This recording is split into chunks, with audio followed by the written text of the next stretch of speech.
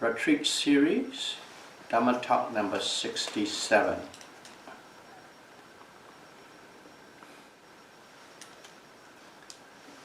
There's a word in Pali, it's called Sukha.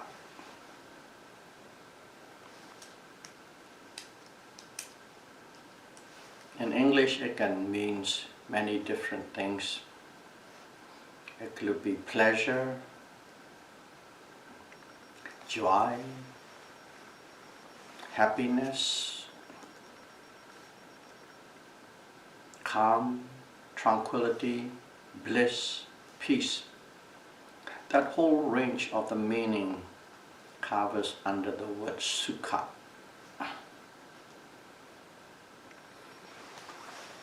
So let's try and see what this Sukha about.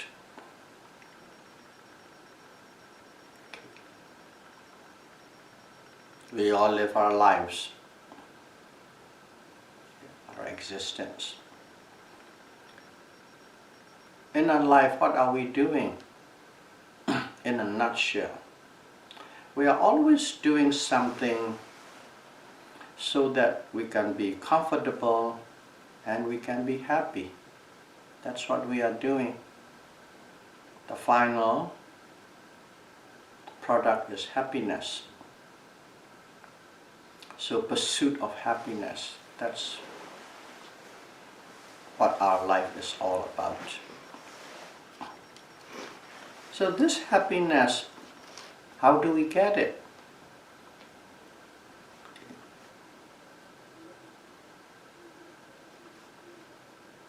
If we really probe into it, we're happy when we get something that we want, we like. We are happy when something goes along the way we want it, we wish it. When something comes into an agreement with our view and attitudes. That's why we are happy. So in other words, you have to have something to be happy. Without that something, we won't be happy, or we cannot be happy.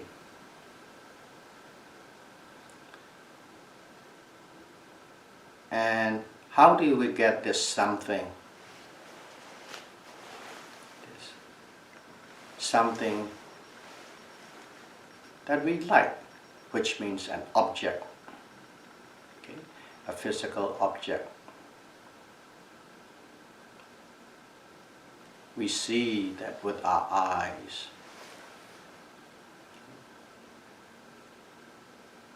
And also beautiful sound we hear with our ears. Same thing go. Beautiful smell with the nose and gorgeous flavor with the tongue and the touch. Nice, good feeling touch with our skin. And also thoughts and ideas of our desire with our mind. There are 6 sense bases. These 6 sense bases have to have a 6 sense object correspondingly. And whenever we come in touch with the 6 sense object of our desire and our likes and our beliefs and attitude, we are happy. So basically, 6 sense pleasure give us happiness. 6 sense pleasure, and that's all that is. We have to sift different kind of 6 different kinds of sense object through our 6 bases, our ears, nose, and so on. We come in contact with what we like and we get happiness, comfort, pleasure. That's what we get. And this comfort, pleasure, happiness, we crave for it and also we chase for it. We work for it and we slave for it. So on the pursuit of these pleasure, we spend our whole life. If you really think about it, that's what we are doing. For the pursuit of these pleasures, we spend our whole life. Why? Because we believe, we think, we believe that give us happiness, that make us happy, comfortable. And we are happy or joyful once we have what we want and what we like. And then once we possess that, suddenly we are worried that we might lose it. You have the things that you like, but along with it, we worry that we might lose it. And also, the thought of losing it gives you anxiety. So trying to maintain it you maintain it, not to lose it with anxiety. So this is not a perfect happiness that comes in. It comes with a side effect of worry and anxiety, along with that happiness of the sense pleasure. Of course, we get angry, we get sad when we lose it.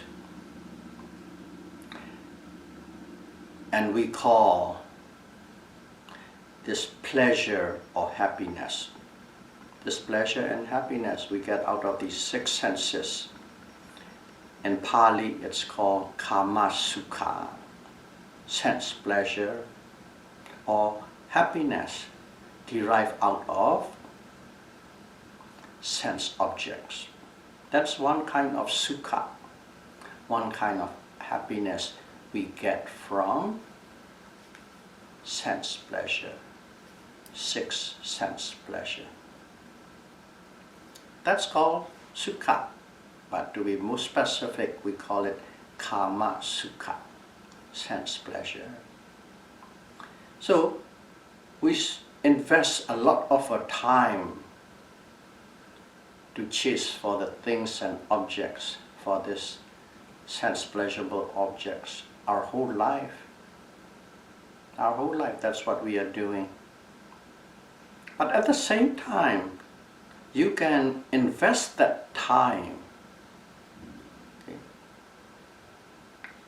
You just invest that time that you spend for sense pleasure, or even a part of it, into the meditation. Let's call it concentration meditation, samatha meditation, where you pick up an object of your desire. You choose an object of your desire and you focus on it, you concentrate on it, you fix your mind on it so that you go into a deep concentration, or you attain jhanic concentration. We can also invest our time for that. But to carry out this, to carry out this work requires 5 strong and wholesome mental factors. You simply cannot just do it because you want to invest time for pleasure, not for this. So to do this, you need 5 strong and wholesome mental factors, which are 5 of them. The first one is called saddha, confidence in what you're going to do.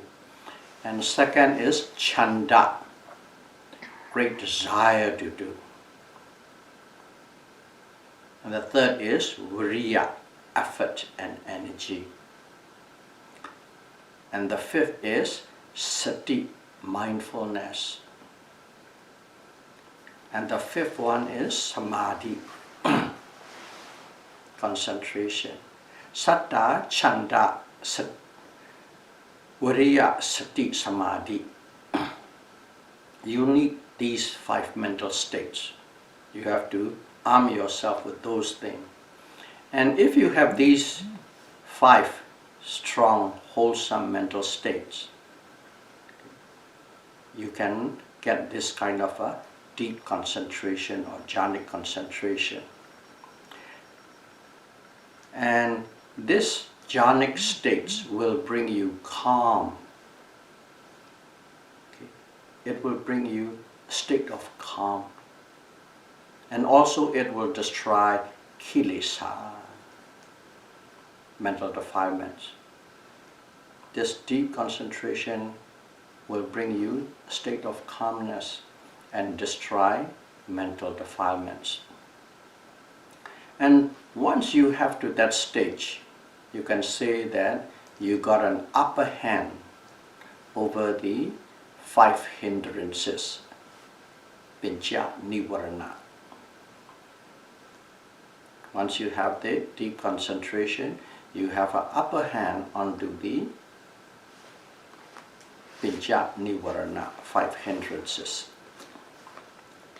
And then this calm will bring out happiness.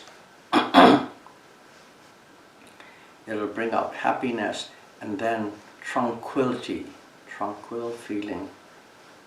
Or you can call it bliss, happiness, tranquility, bliss. It will arise out of it.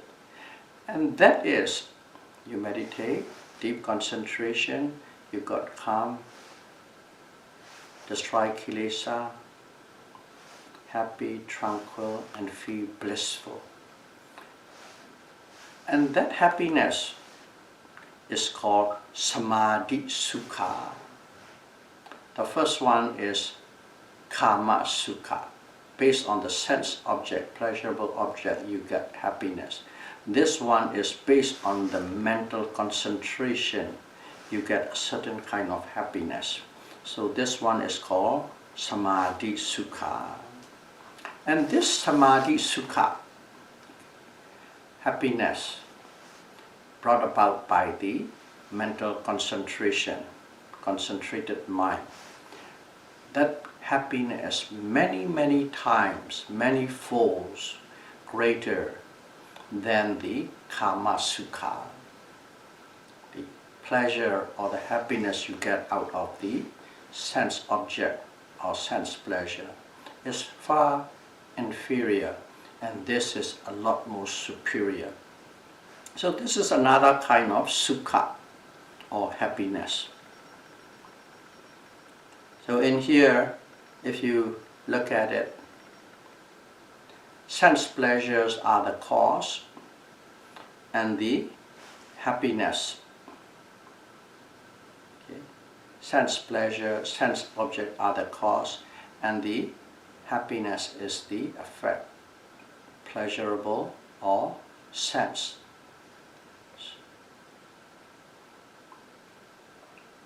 Pleasure, happiness, kama sukha is the effect. And in here, okay, absence of the sense pleasure is the cause. Samadhi sukha is the effect. You cannot get this samadhi sukha, concentrated happiness due to concentrated mind, without abandoning the sense pleasure. They cannot coexist. One must abandon the sense pleasure to get or attain this samadhi sukha. So abandonment of the sense pleasure is the cause, samadhi sukha is the effect. One need to know with that kind of clarity. Okay, we talk about invest our time in the sense pleasure, invest our time in a concentrated meditation, samatha meditation. And also we can also invest our time on the full foundation of mindfulness, Satipatthana, full foundation of mindfulness. So Satipatthana, in short, that's Satipatthana Vipassana. Is practicing Vipassana using full foundation of mindfulness as a tool. Okay? In this meditation, what do we need?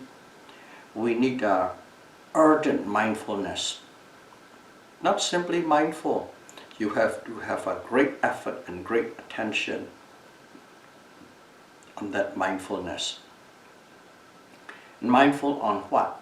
On every object that is arising at the moment.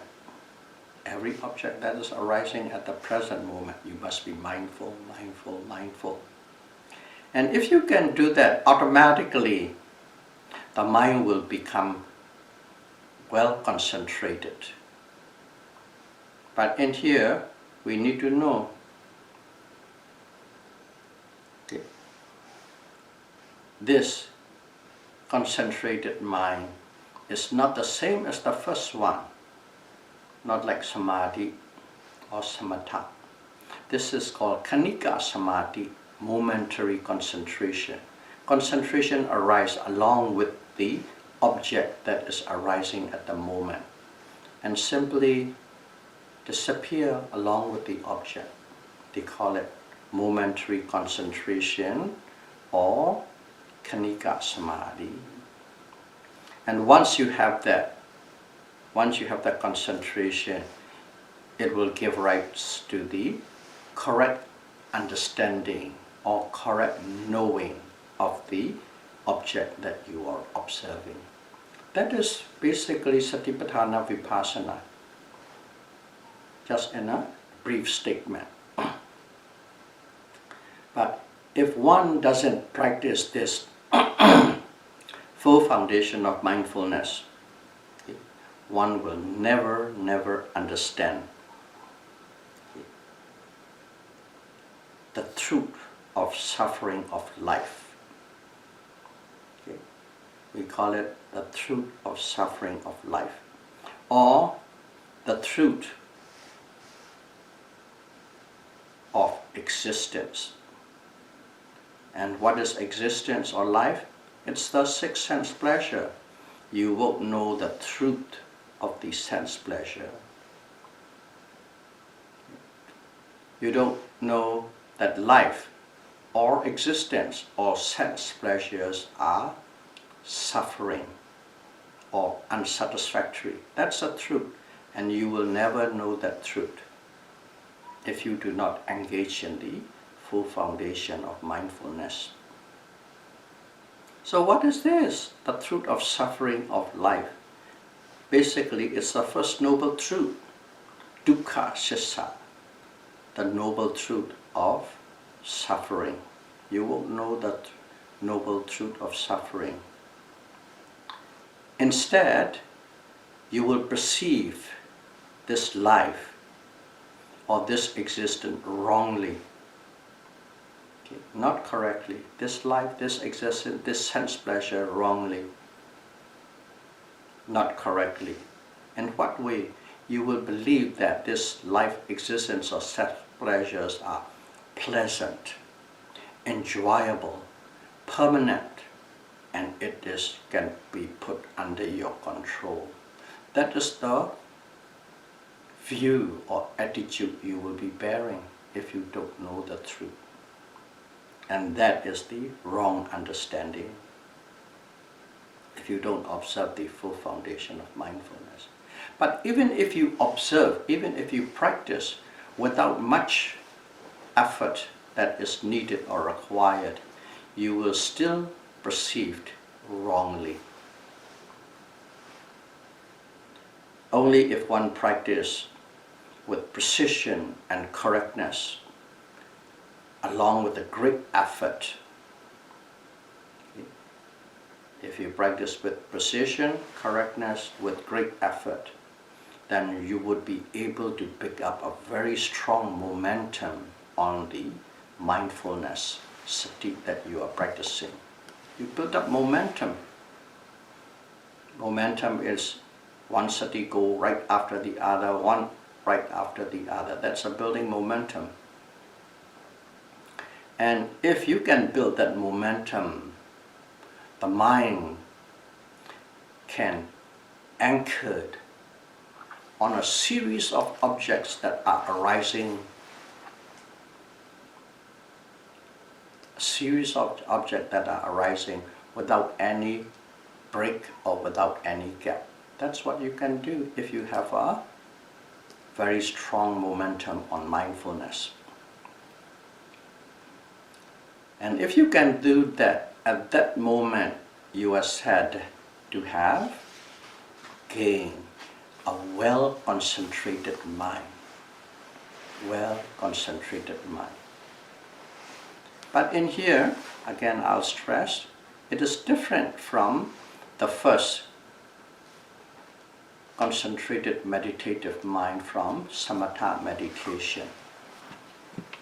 And the samatha meditation is you go deep into the object, you fuse with object, and you achieve a jhanic mind. But in here is this well-concentrated mind is not the jhanic samadhi, it is khanika samadhi, momentary concentration, but it is continuously arising so they become very strong. Khanika samadhi pala, very strong and powerful momentary concentration. And if you have this momentary concentration, you would never slip into the jhanic state. So that is what full foundation of mindfulness, if you are doing. And if you keep noting, if you keep the practice on continuously, what happens is you are observing the objects. You will become acutely aware of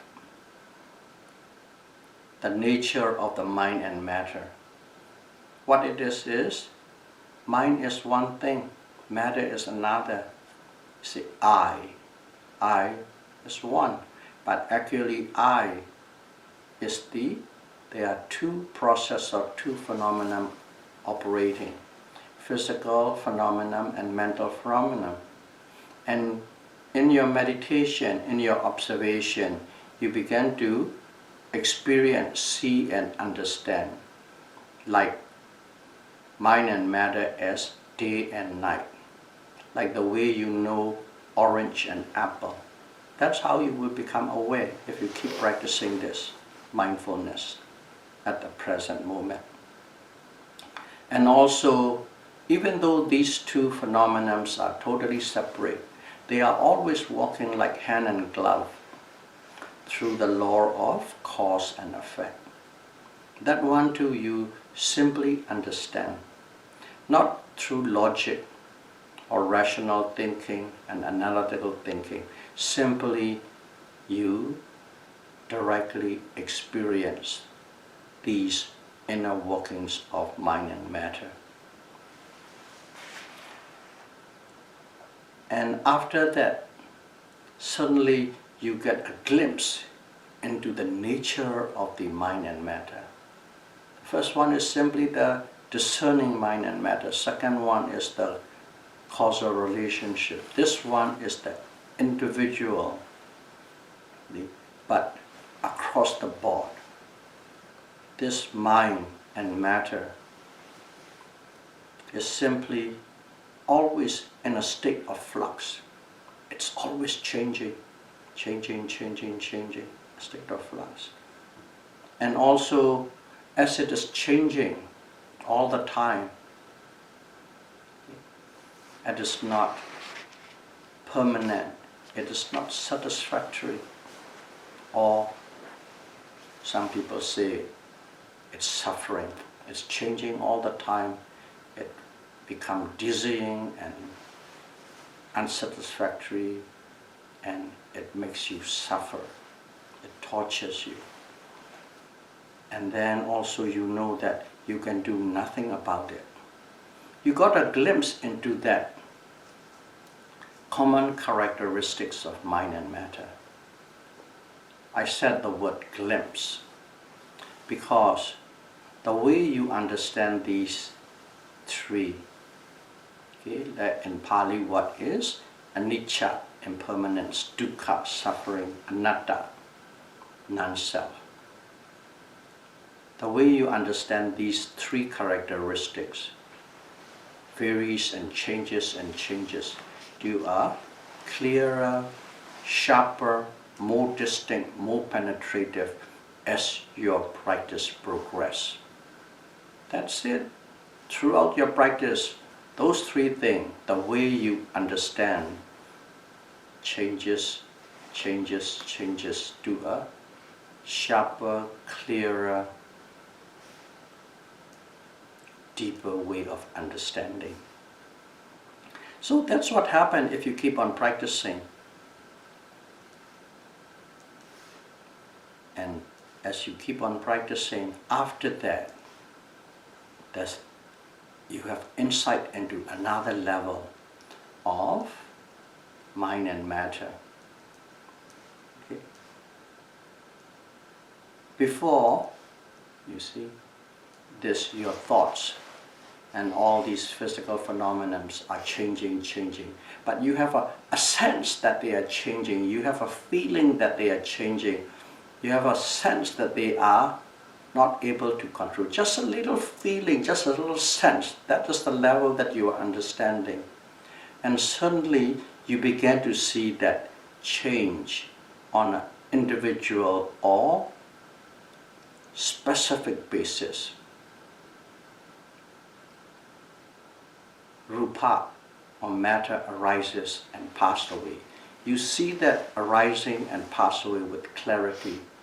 A thought arises and suddenly passed away.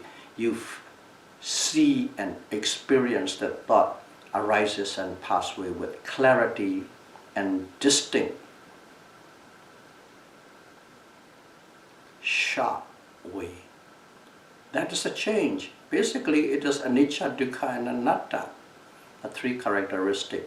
But at this level, you see this individual rupa and nama arises and passes away with clarity when they become and when they are gone, one after the other. And that is called the fourth level of insight. The first three are the first, second, and third level of insight. Now you are in the fourth level of insight, passing away. And in Pali it's called Udaya Paya Jnana. English, insight into the arising and passing away of mind and matter. And when a yogi see that way, can see the mind and matter in that fashion, that yogi has attained the Vipassana jhana. You can call it Vipassana jhana. Different from the Samatha jhana. Samatha jhana has 5 factors. Vipassana has only 2 factors. What it is, there are 2 factors needed to get a Vipassana jhana. One is called applied thought. Applied thought is basically you have the ability to direct your mind all the time continuously to every object that is arising at the moment. You direct. In other words, you aim. You aim and trigger, aim and trigger, aim and trigger. You have the ability to aim without missing any object. That's one factor, applied thought or aiming. In samatha meditation, they call vitakka, applied thought. And another one is called sustained thought. Sustained thought means you have the ability to be with that object that just arises, with it, without taking any detour, to be with that object till it passed away. You stay with it, you stick with it.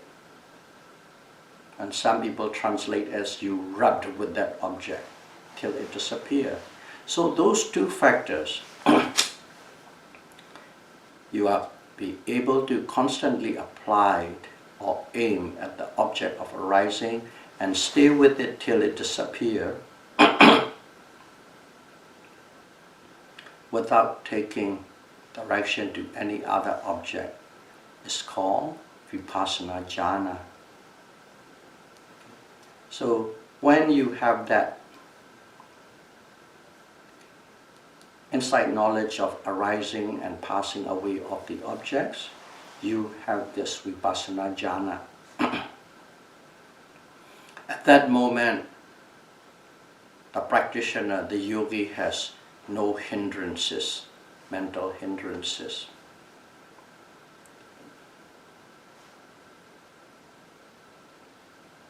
And suddenly, the yogi becomes calm. Because mental hindrances are the one that is moving your mind. When the mental hindrances are gone, the minds become calm, there's no movement. And that calm becomes more pronounced. Before inside stage 1, 2, 3, your mind becomes calm as well, but it's not noticeable. You cannot really put a finger on it. You sort of know it, but you can't put a finger on it. But in here, it's continuous. That calm comes with the continuous noting, continuous mindfulness, continuous concentration, and then become continuous calm, moment to moment to moment. So the calm becomes more pronounced, noticeable, and you can feel it, you can taste it, that calm. And with that calm, of course, suddenly happiness arises. Happiness, or you can call it bliss. There are many ways one would experience. We won't go into details, but let's say that along with that calm, happiness and bliss arises. But the tool or the path you are using is full foundation of mindfulness, and you understand the nature of the mind and matter, the knowledge, the wisdom. And on that journey, you began to feel calm, happiness, and bliss. And that happiness and bliss is called Vipassana Sukha. Okay. Happiness of Vipassana, happiness of insight. The first one is happiness from the sense pleasure. The second one is happiness from the tranquility and stillness of mind, from samatha. This one is happiness arising from the understanding, the beginning part, understanding of the nature of mind and matter. From that insight, you feel peace and calm. Vipassana Sukha, happiness arising from insight. So now we know three kinds of Sukha, three kinds of comfort and happiness.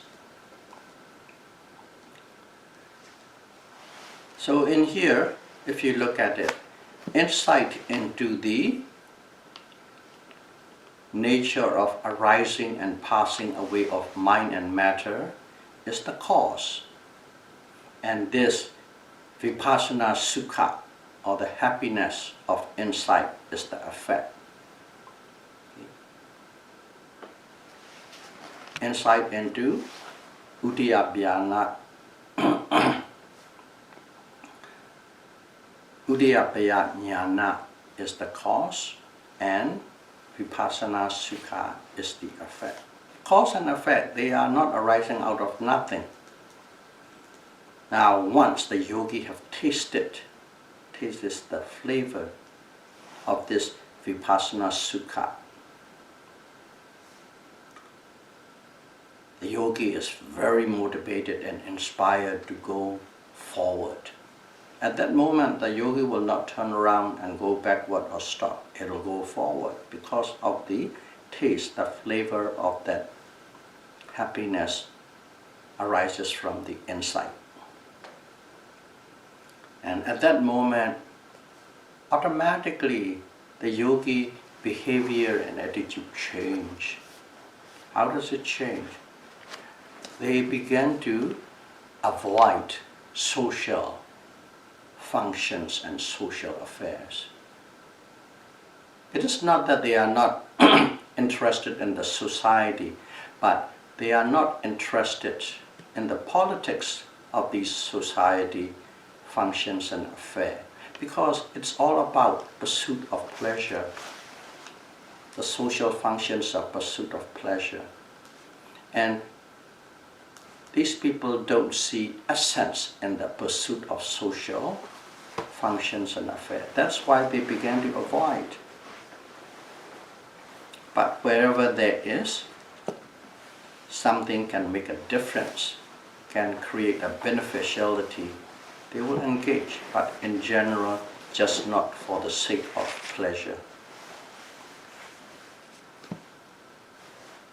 And also the minds inclined to be more in a solitude basis. To put it bluntly, they like to go to the retreat center and meditate rather than staying at home and busy with their social life. That's a change, automatic change, because they do not see a sense in the social pleasures. That's a change. And now we have these three Sukha, three happiness. Okay. Sense pleasure. But the second two, Samadhi Sukha and Vipassana Sukha, these two also have another name. It's worth knowing it. Both of them are also called Nikkama Sukha. Nikkama Sukha. What it means is the bliss or happiness of renunciation. The bliss or happiness of renunciation. Both Samadhi Sukha and Vipassana Sukha falls under the heading of bliss or happiness of renunciation. So in here, let's call it long distancing, long period of distancing for sense pleasure. Or we can call it kilesa distancing. Will give rise to the clear and distinct bliss or happiness of renunciation.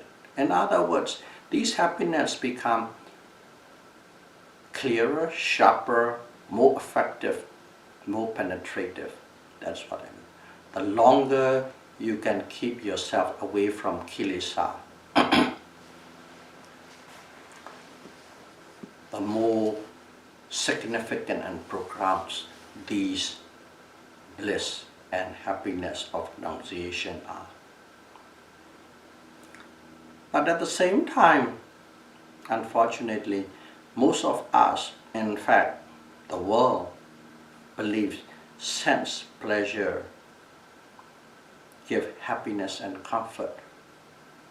Okay, great clothes, great foods, great house, great cars, great family. Those are sense pleasure.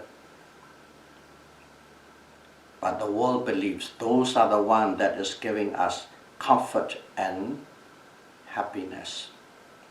That is the 99.99999% of the people believe that way. Because as we believe that way, we strive for it. But one thing we need to know, there's an object, there's a pleasure. So you can call it the objective, subjective pleasure.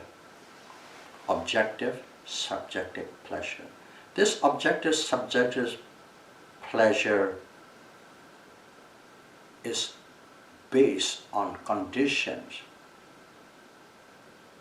If the condition change, those pleasures change, the pleasure turns into pain.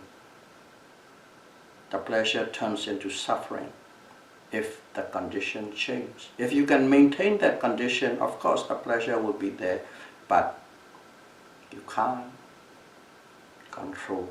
If the condition change, the pleasure turns into pain. Happiness turns into suffering. So this sense pleasure that we chase so much, that we believe so much in, is always intertwined with pain. It's not pure. In other words, this happiness or pleasure has side effect. It comes along with a side effect. Just like some antibiotics, it cures something, but at the same time you have to pay for it with a side effect. It's not pure. Regardless, we slave our whole life for that sense pleasure because we believed in the wrong view. We believe in the wrong view. This pleasure gives me happiness. This is great. This is permanent. This can be controlled. That is the belief we have. But in reality, everything changes when the condition changes.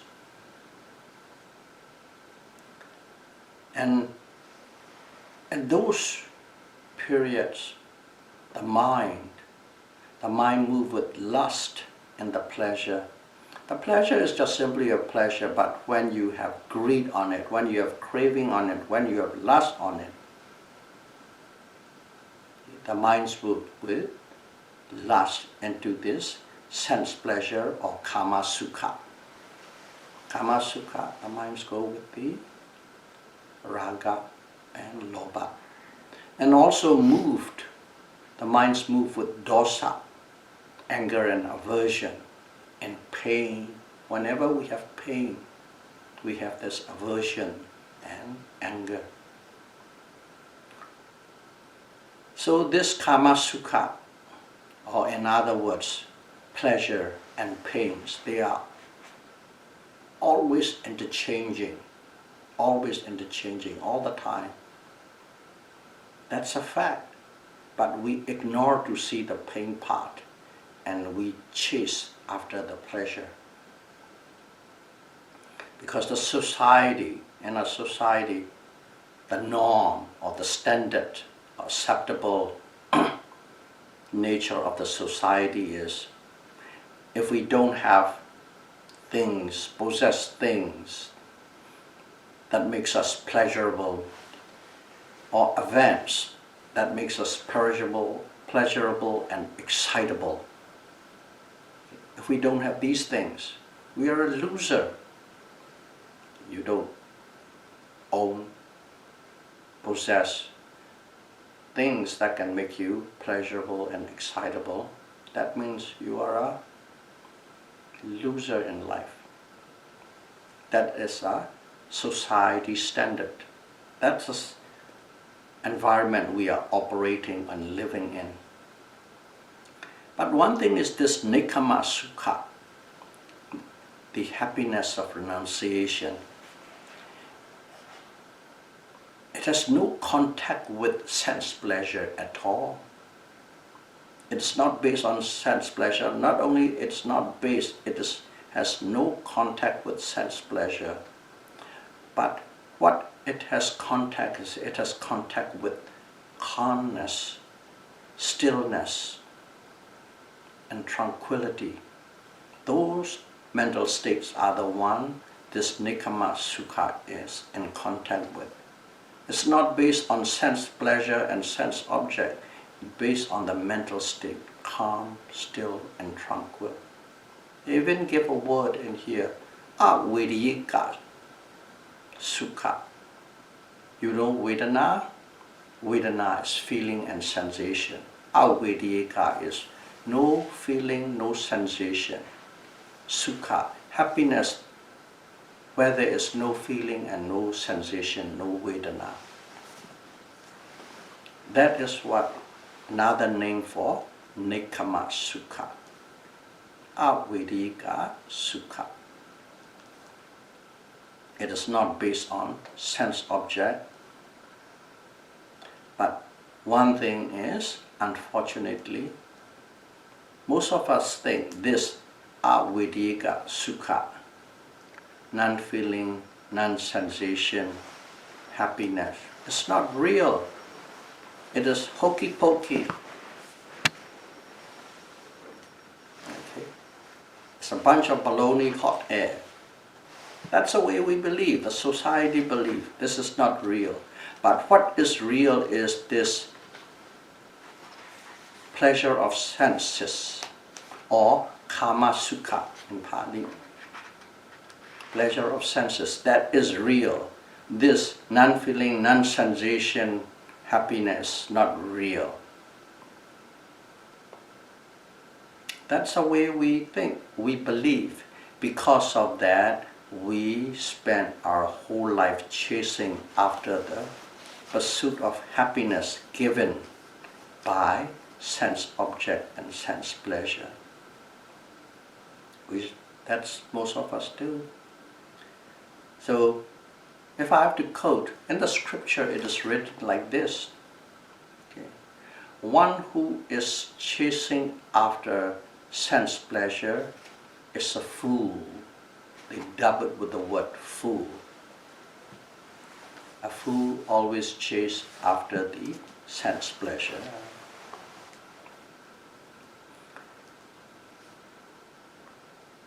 But if one has accurately practiced whether samatha or vipassana, and if you have really tasted the happiness of renunciation, nekama sukha, if you have really tasted it distantly and clearly, you know for a fact this pleasure of the senses are not real. They are just fleeting, changing with every conditions, changing. They are intertwined with pain. They are intertwined with side effect and suffering. If you have tasted the true happiness of renunciation, you will clearly understand that, know that. So in here, we are practicing Satipatthana Vipassana, and the objective, to put it in a different way, the objective is to gain happiness, to gain bliss, to gain peace. That's the objective. But without any sense object and sense pleasure. In general, the objective is to gain happiness, bliss, and peace. But one thing was, in here, the yogi, the practitioner, has to develop 5 controlling mental faculties. Okay. 5 controlling mental faculties. Confidence, effort, mindfulness, concentration, and wisdom or insight. You have to develop these 5 powerful and balanced, the key word is balance, these 5 conditions or 5 mental factors. You develop in such a way that you can experientially understand the true nature of arising and passing away. To get that arising and passing away, to clearly taste that, know that, understand that arising and passing away, you need the powerful 5 controlling mental faculties in a balanced state. And at that point, when you have experienced at that point of arising, knowing and understand the arising and passing away with clarity, okay, the yogi has tasted the first time the true flavor of happiness and bliss, of renunciation. In this case is Vipassana Sukha. Happiness from inside, not happiness from jhanic mind. This is happiness from inside. That's the first time he ever tastes without any doubt. And at that moment and onward, What is changing in that yogi is the resistance or ability to withstand the 8 loka Dhamma, or you can call it the 8 highs and lows stresses of life. It becomes stronger. Your withstanding ability to withstand, your resistance becomes stronger. And also wise attention, yoniso manasikara, wise attention, becomes sharper and quicker. You know every situation, size up, and you know what to do rightly, correctly, and effectively, very quick, very sharp. Even to the point of almost like being intuitive. That also is increasing. That's what is changing in the yogi when you have starting with the insight of arising and passing away, resistant to 8 loka Dhamma, and the stronger wise attention. So from then onward, the yogi keep on practicing this full foundation of mindfulness. He doesn't stop with arising and passing away. He doesn't stop with all these great feeling and pleasure, but he keep practicing, because whatever, even the happiness arises, you observe the happiness till it is just dissolved. You have bliss. You observe the bliss till it dissolves. Everything is, you must see that they are impermanent. You keep practicing, and you progress in your insight level. That's arising and passing away is insight level 4. Then 5, 6, 7, 8, 9, 10, 11, you progress and you progress. You progress means you understand the nature of the mind and matter, the true nature of the mind and matter in a clearer and sharper way, and anything that is related with it. It will continue. And then you practice so much, you reach the mature point. You reach maturity.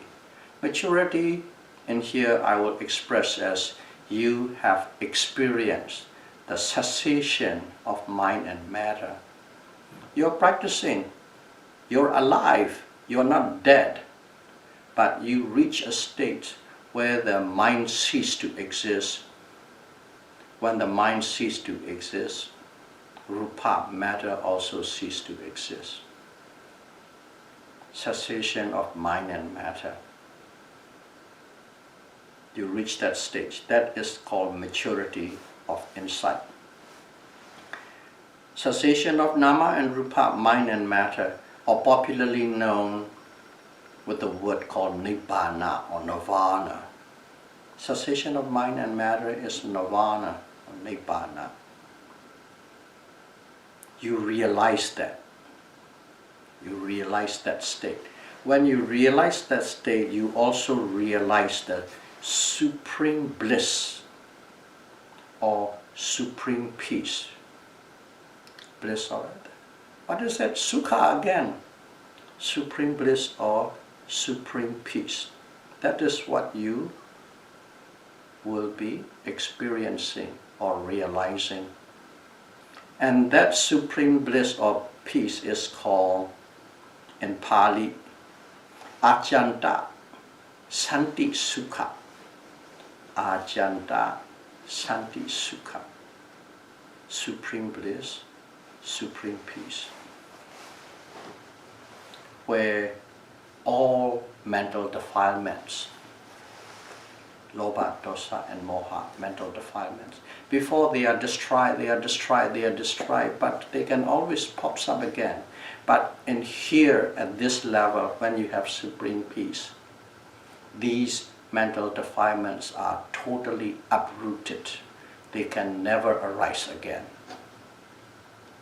Only when the mental defilements can never arise again, you experience this Ajanta Santi Sukha, supreme bliss. So there's another kind of Sukha or happiness. Kama Sukha, happiness from the sense pleasure. Samadhi Sukha, happiness from the well-concentrated, deeply concentrated mind. Vipassana Sukha, happiness arising out of the insight into the nature of mind and matter. And finally, Santi Sukha, it arises from the cessation of mind and matter. So those are Sukha or happiness. So in here this Santi Sukha, supreme bliss, attainment of Arhata Padmega. Arhat is the fourth and the final, the highest noble person. Arhata path is mega, wisdom is jnana. Arhata mega jnana. That wisdom eradicates all the mental defilements, uprooted all the mental defilement, and that is the cause. And the supreme bliss, Nibbana, is the effect. So there are many Sukha, there are many kinds of happiness. Which one do you want? That's a question you need to ask. Nobody can tell you what to do or what to chase after. But at least you have a better perspective now what this happiness means. From the Buddhist point of view, may all of you be able to practice Satipatthana Vipassana meditation, and may you be able to attain Santi Sukha as soon as possible. Sadhu, sadhu, sadhu. Thank you very much.